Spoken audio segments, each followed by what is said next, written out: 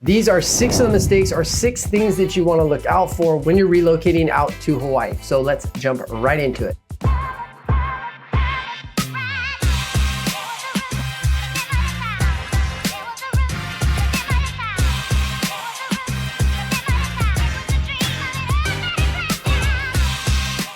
What's going on, guys? My name is Patrick Wally from Team Roger That, and today we're going to be going over 6 of the things you're going to want to ask yourself or mistakes that you may make when relocating out here to Hawaii. Now, before we jump into that, let me quickly introduce myself. If this is your first time here, my name is Patrick Wally. I'm a licensed real estate agent out here and have been for nearly a decade, helping buyers, sellers, investors, and service members with their real estate needs. With that being said, we're going to go over 6 mistakes when it comes to relocating to Hawaii that you want to look out for, or more importantly, some questions you need to ask yourself or ask a professional before relocating out here to Hawaii. So the first mistake is not educating yourself. Now, if you're watching this video, you're already educating yourself, so that's great. Definitely jump on some forums, some YouTube videos. There's a bunch of great information out there, but literally at the end of the day, the best education you could get is speaking to a professional or somebody who actually lives in Hawaii. So whether that's a friend, a family, or a real estate agent like myself, where we can actually give you our honest opinion, where some things we can't actually say on this YouTube channel, we can tell you our honest opinion on what we think about that area. Like, you might look at an area like the North Shore and say, oh, it's beautiful. I've seen all the videos of Turtle Bay and Pipeline and Sunset Beach, and it looks like a perfect place for me to live because I love to surf. And that might be the case, but that's something you need to look into because it might be a beautiful place to live, but are you aware of the turtle traffic, which can be horrendous? Are you aware that there's only really 2 grocery stores? You got one right there in Pupukea, and then you got a Malama Market over in Haleiwa. Are you aware of how far it is to Honolulu and how bad that traffic can be if you have to work out there? These are all things you have to keep in mind, and things that someone may or may not educate you on. Or maybe you find these great price properties over in Makaha. Maybe you don't realize the vibe out there, what the commute is, or you see a property that's $80,000 with an ocean view and it's leasehold. There's all these things that you literally could do your research yourself, and I highly suggest you do that. But generally, the easiest fashion to get all the information that you want is to have a consultation with an agent like myself or someone else that actually lives on the island and can be brutally honest with you based on what your goals are, what the lifestyle that you're looking for, and point you in the direction of the neighborhoods that you want to explore. So here are just a few questions that you want to ask yourself or ask a professional that can guide you accordingly. For example, where are you going to be working? Or how far of a commute are you okay with? How close is the nearest grocery store or Costco, which is generally going to save you a lot of money when it comes to where you'd actually be living? What school or school options and how good are those schools for my kids? How is the community? What is the vibe of that area? A lot of those things, sometimes we can't actually say here for reasons that I won't speak on, but usually better to have on the phone. So if you have any questions, feel free to reach out to me. I'll be brutally honest about the different areas and maybe the vibe that you're looking for and make sure they match. Got my contact information right here. The next thing you have to digest is the sticker price, or the prices of homes out here in Hawaii. Now, what you're gonna find is I have a lot of clients that are buying from the mainland, moving out here to Hawaii, and that's usually the first thing that they get kind of stuck on, is understanding, hey, I just bought this place in San Antonio a couple years ago. It was $300,000, 2,500 square feet with a pool and a view, and it's sitting on an acre, and you're simply not gonna find that type of price out here in Hawaii. And the main reason why is because we do not have a lot of space. Land is generally gonna be worth way more than the structure on it, whether that's a sugar shack teardown like I just bought recently over here in Kailua.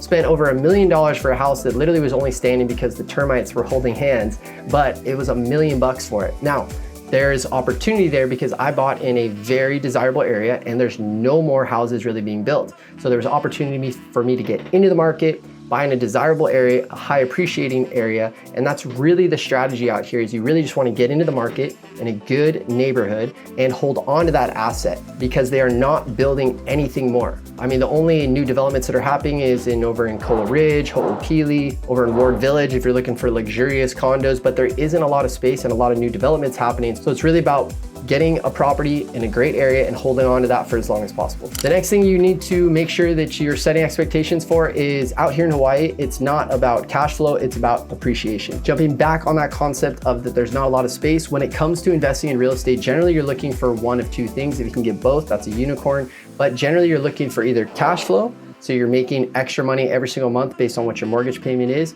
and how much you can rent it for, or you're looking for appreciation. You can generally only have one of the 2. Having both, unicorn, definitely jump on that if you find that. But out here in Hawaii, the game plan is generally going to be appreciation. So your monthly payment is generally going to be higher than what you rent it for.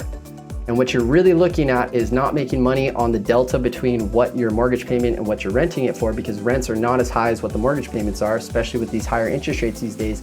It's the value of that property over years. So the real game plan out here is get yourself into the market, hold on to that property for as long as possible. And yes, you might actually be renting the property and actually have a negative cash flow, but we always help our clients in assisting them in understanding the perspective, okay, if my negative cash flow is maybe a couple $100 every single month, I've got my tax write-offs, I'm holding onto this asset that's worth $500,000 and my negative cash flow is $1,200 a month. Well, that might not be the worst when you're looking at the bigger picture of the appreciation of that property you bought for $500,000 is going up on the low end 4%. So that's 20 grand that you're making in equity every single year. And you can see how that can really stack up because the property values out here are not really going down, but the trajectory, even with these higher interest rates, is still steady Eddie and continue to go up, and prices are only gonna get higher. The next mistake I see is a lot of people saying, oh, I'm gonna buy in Hawaii, I'm gonna grab an Airbnb. Well, easier said than done. I am an Airbnb owner myself, and it is a great asset. It does really good with cash flow. It's pretty much rented year round, especially with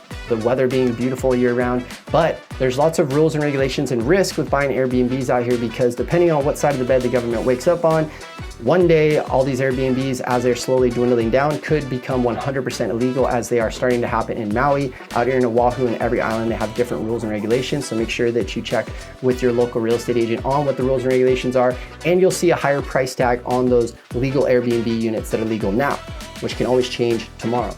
So you always have to be careful with Airbnbs. There's a higher risk with that. So they can be extremely fruitful, but they can be difficult to find. They can have a higher price tag and generally have higher HOAs as well. And not to mention, a lot of the legal Airbnbs are gonna be in condo-tels, which basically means that they don't have a full kitchen, which means you can't get normal financing, which means you have a larger down payment. And sometimes may not be the right strategy for you, but it's just dependent from buyer to buyer and what your investment strategy is. So again, if you want some guidance on that, got my contact information right here. I'm a current Airbnb owner. I have plenty of clients I've helped with that. And I've actually created a process on how to automate it if we do find that deal, so you can kind of take out a lot of the headache that Airbnb owners can come across. And the last mistake that I would say, kind of going back to what I was saying about educating yourself, is for sure educate yourself. But I think the biggest mistake is not asking for help.